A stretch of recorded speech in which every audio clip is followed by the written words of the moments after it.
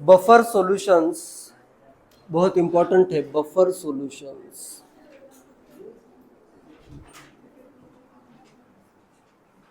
Buffer solutions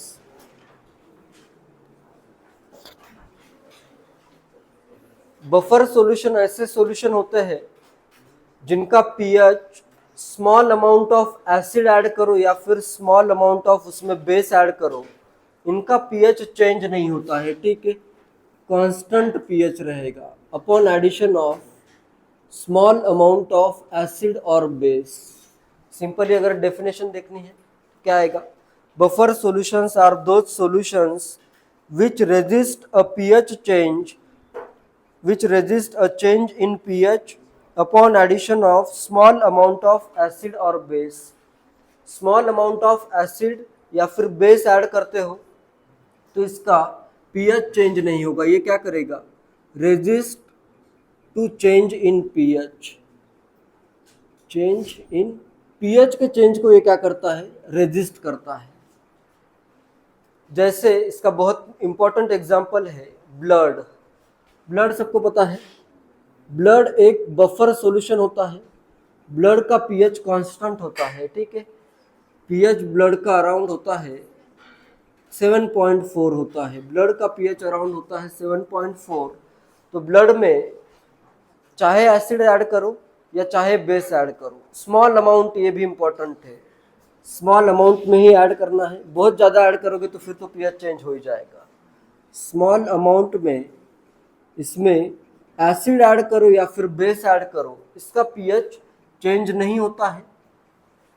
तो ऐसे solutions को क्या कहना है? बफर सॉल्यूशंस कहना है। ठीक है, इसका इंपॉर्टेंट पॉइंट्स बताता हूं। क्यों बफर सॉल्यूशन प्रिपेयर किया जाता है?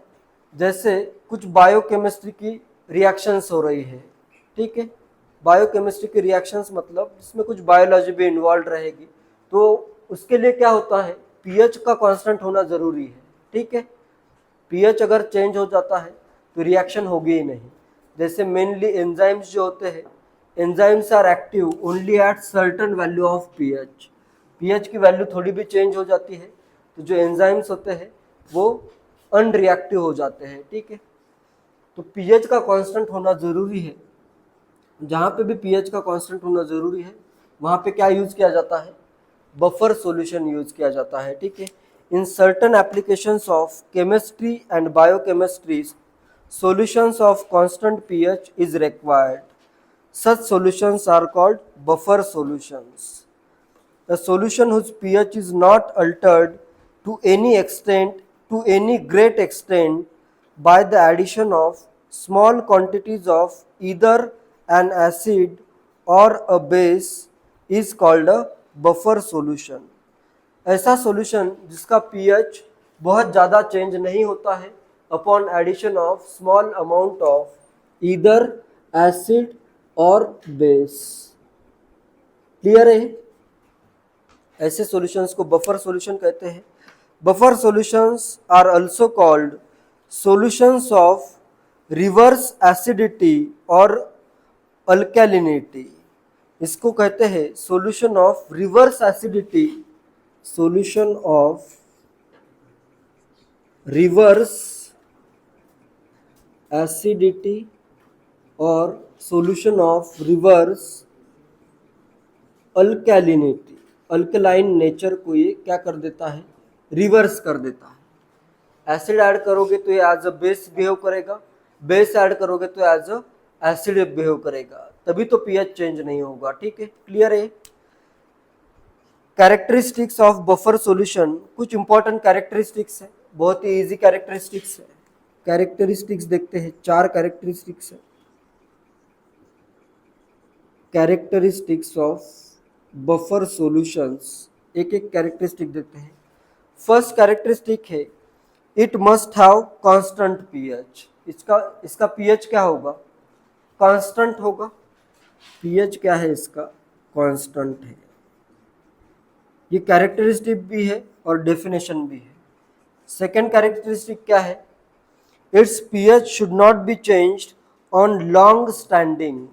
इसको बहुत देर तक अगर रखते हो तो भी पीएच क्या होगा, चेंज नहीं होगा। No change in pH on long standing, no change in pH अपना अपना वो सॉल्यूशन है, उसको बहुत देर तक भी अगर रखते हो तो उसका पीएच चेंज नहीं होगा, ठीक है।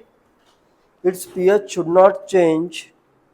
should not be changed on long standing। and next third important है, its pH should not be changed on dilution। Long standing पे भी पीएच चेंज नहीं होता है, और उसमें अगर तुम वाटर ऐड करोगे, डाइल्यूट करोगे, तो फिर भी पीएच चेंज नहीं होगा। No change in pH upon dilution.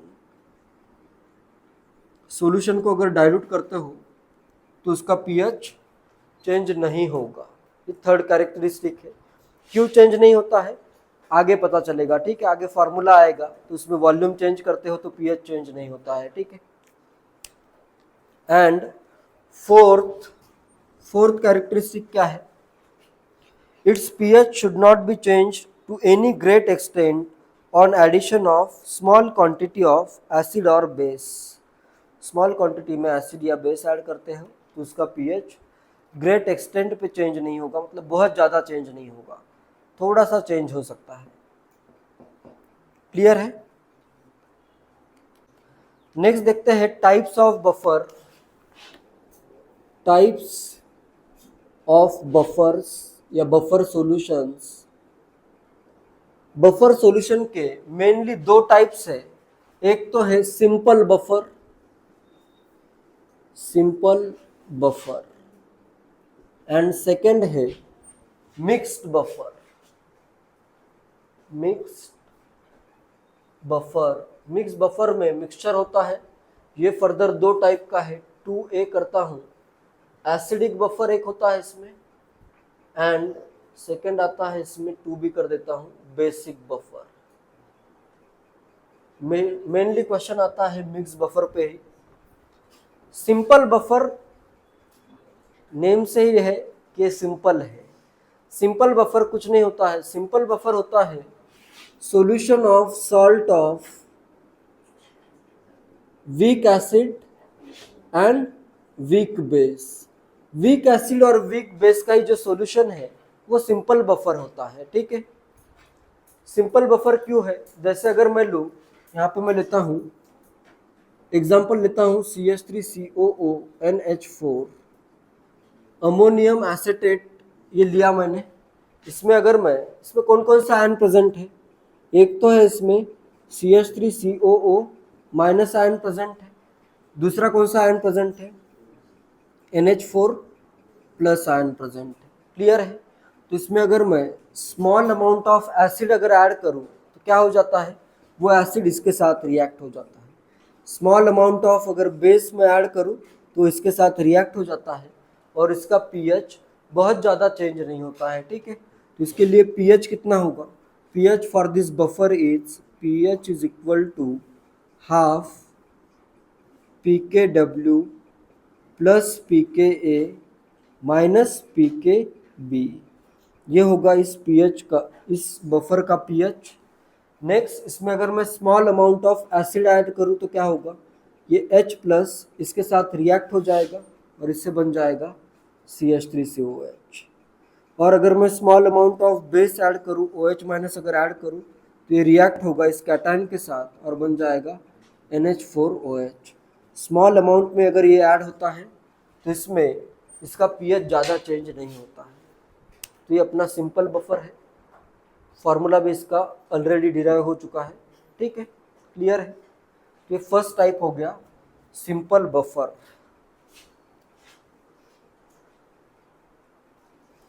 It is a solution of one compound which is salt of weak acid and weak base। Buffer action of such solution can be explained as follows। इसमें देखो CH3CO minus और NH4 plus का ion है। On addition of small amount of H plus, the H plus in solution will increase। थोड़ा सा H plus अगर add करते हो बढ़ भी सकता है H प्लस का कंसंट्रेशन, लेकिन स्मॉल अमाउंट में बढ़ेगा क्योंकि ये रिएक्शन होगी, ठीक है। नेक्स्ट देखो इससे ये फॉर्म हुआ, ये क्या है, वीक एसिड है, तो इससे जो H प्लस बनेगा वो बहुत कम होगा ना, तो H प्लस का कंसंट्रेशन ज़्यादा चेंज नहीं हो रहा है। इसमें मैंने H प्लस ऐड किया, इससे बना ये वीक एसिड। तो वीक एसिड तो वेरी कम, मतलब इसका ये फीबली आयनाइज्ड है ये, ठीक है, इसका आयनाइजेशन बहुत कम होता है, तो H प्लस का कंसंट्रेशन बहुत ज़्यादा नहीं आएगा इससे। नेक्स्ट OH माइनस ऐड कर रहे हो, तो इसके साथ रिएक्ट हुआ और बना वीक बेस। वीक बेस भी क्या करेगा, बहुत कम OH माइनस आयनाइज, बहुत कम आयनाइज होगा, तो इनका आयनाइजेशन कम होता है, इसलिए इसका पीएच बहुत कम चेंज होगा, ज़्यादा चेंज नहीं होगा। Simple buffer solution have very little significance since, इसमें प्रॉब्लम क्या है, अगर मुझे पीएच चाहिए, कुछ अलग पीएच चाहिए, इसमें पीएच 7 के अराउंड ही आता है, नॉर्मली पीएच 7 के अराउंड आ रहा है। एसिडिक और बेसिक बफर में तुम पीएच का रेंज चेंज कर सकते हो, अलग अलग एसिड यूज करके या बेस यूज करके तुम पीएच का रेंज चेंज कर सकते हो, ठीक है, इसलिए ये बहुत ज़्यादा यूजफुल नहीं है, वेरी लेस यूजफुल,